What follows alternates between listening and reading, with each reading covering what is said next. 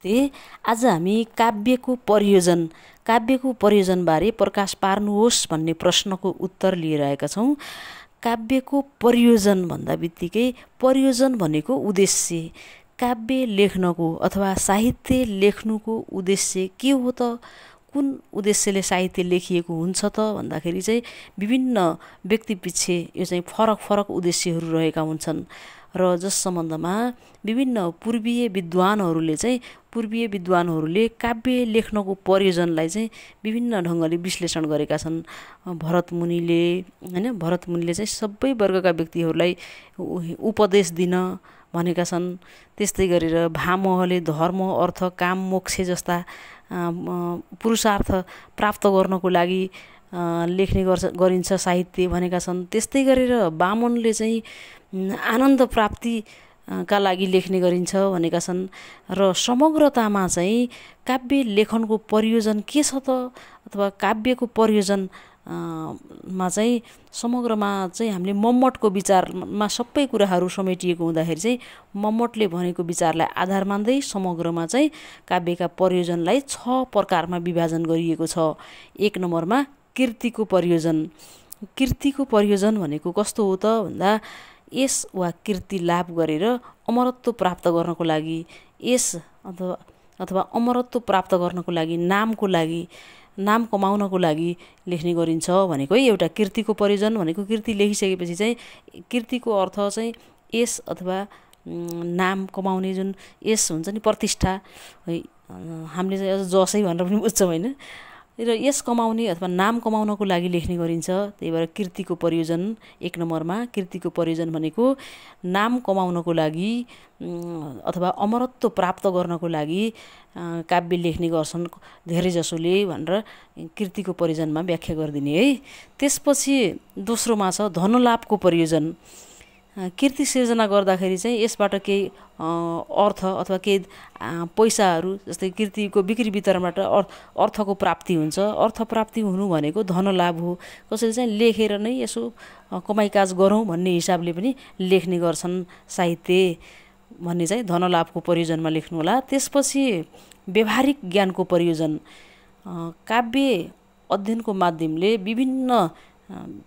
विभिन्न जीवनशैलीका चारित्रिक गुण, सभ्यता तथा संस्कृति आदिसँग सम्बन्धित व्यवहार उपयोगी ज्ञान आर्जन गर्नको लागि पनि के गरिन्छ त साहित्य लेख्ने गरिन्छ। साहित्यका माध्यमबाट हाम्रो दैनिक जीवनका कुराहरूलाई उतार्दै त्यसबाट दिन खोजेका विभिन्न व्यवहारिक सन्देशहरू प्राप्त गर्न अथवा विभिन्न किसिमका व्यवहारिक ज्ञानसँग सम्बन्धित सन्देशहरू, उपदेशहरू दिनको लागि पनि के गरिन्छ त साहित्य लेख्ने गरिन्छ। अब यो व्यवहारिक ज्ञानको प्रयोजन भयो। त्यसपछि अनिष्ट निवारणको प्रयोजन। अनिष्ट निवारणको प्रयोजन पनि छ 4थो नम्बरमा। अनि काव्य कृति मार्फत स्तुति, भक्ति र प्रायश्चित आदि गरी पापमुक्त हुन, भयमुक्त हुन र धर्मयुक्त बन्नको लागि पनि के गर्ने गरिन्छ त साहित्य लेख्ने गरिन्छ भनिएको छ। अनिष्ट निवारणको प्रयोजन 4 नम्बरमा। 5औं नम्बरमा आनन्द अनुभूतिको प्रयोजन। पढेर, सुनेर वा मनन गरेर यसमार्फत परम आनन्दको अनुभूति गरून् भन्ने उद्देश्यले पनि अथवा आनन्दको अनुभूति गराउने उद्देश्यले पनि के गरिन्छ त कृति लेख्ने गरिन्छ अथवा साहित्य लेख्ने गरिन्छ अथवा काव्य लेख्ने गरिन्छ। त्यसै 6औं नम्बरमा छ उपदेशको प्रयोजन।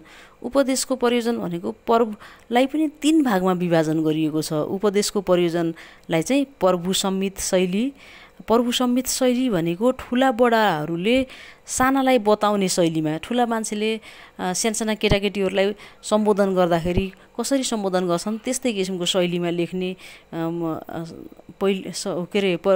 लेख्नु भनेको चाहिँ प्रभु सम्मत शैली हो। र त्यस्तै भने चाहिँ गरेर सुसंस्कृत बनाउन उपदेश दिने, मान्छेलाई मिठो बोल्नुपर्छ, ठुला बडाहरूले सानालाई उपदेश दिँदाखेरि यसरी बोल्नुपर्छ भन्ने किसिमको जुन सुसंस्कृत अथवा सोसँग सम्बन्धित ज्ञान दिलाउनको लागि पनि के गरिन्छ त प्रभु सम्मित शैलीको प्रयोग गरिन्छ।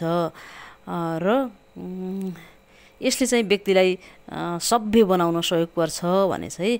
त्यसपछि अर्को छ मित्र सम्मित शैली। साथीले साथीलाई सल्लाह दिए झैँ गरी यसो गरे राम्रो हुन्छ भन्ने जस्तो जुन अर्थपूर्ण उपदेश दिने शैली भनेको चाहिँ के त मित्र सम्मत शैली हो। त्यस्तै अर्को छ कान्ता सम्मित शैली। कान्ता सम्मित शैली भनेको आफ्नी प्रियसी वा श्रीमतीले बोले झैँ मधुर शैलीमा रसात्मक र व्यञ्जनात्मक ढङ्गले प्रभावकारी आत्मीय उपदेश दिने।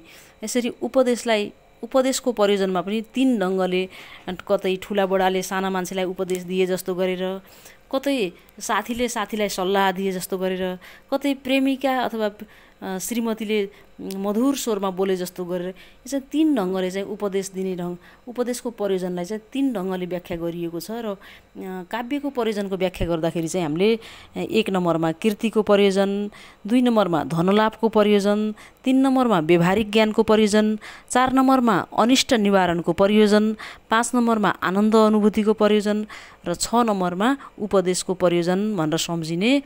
कीर्ति धन यसरी सम्झिने हुन्छ, कीर्ति धन व्यवहारिक अनिष्ट आनन्द उपदेश, कीर्ति धन व्यवहारिक अनिष्ट आनन्द उपदेश भनेर सम्झे पनि हुन्छ। कीर्ति धन व्यवहारिक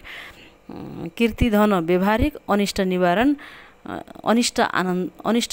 आनन्द र उपदेश भनेर सम्झे पनि हुन्छ। कीर्ति धन व्यवहारिक ज्ञान, कीर्ति धन व्यवहारिक ज्ञान, अनिष्ट निवारण आनन्द र उपदेश, यदि 6वटा कीर्ति धन व्यवहारिक ज्ञान, अनिष्ट निवारण आनन्द र उपदेश भनेर सम्झियो भने 6वटा प्रयोजनहरू हामीले याद गर्न सक्छौँ। अब यसलाई चाहिँ यति नै गरौँ। हवस् त, धन्यवाद।